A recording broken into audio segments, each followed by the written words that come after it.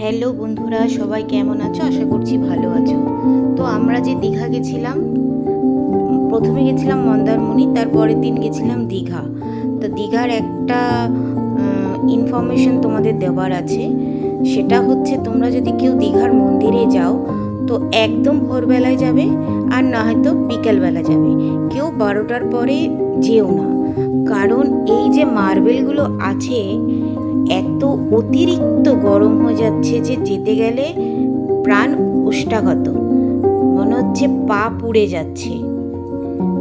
তাও আমরা দেখো কোন রকম ওই যে যেগুলো পেতে রেখেছে কার্পেটগুলো তার উপর দিয়ে দিয়ে যাচ্ছি, কিন্তু যেহেতু প্রথম যাচ্ছি ওই জন্য ভালো করে না করলেও দেখো কীরকম সব পা লাফিয়ে লাফিয়ে যাচ্ছে।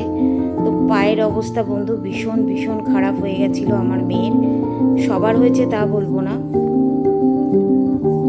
আমার মেয়ে খুব ছোটও নয় খুব বড়ও নয়। তো পায়ের অবস্থাটা দেখো, কেউ ভাববে না আমি কাউকে যেতে না করছি, শুধু বললাম ভোরবেলায় যাবে আর বিকেলবেলায় যাবে। 12টা থেকে 3টে অবধি, 4টে 5টা অবধি কেউ যেও না। তারপরে তো ওখান থেকে বেরিয়ে আমরা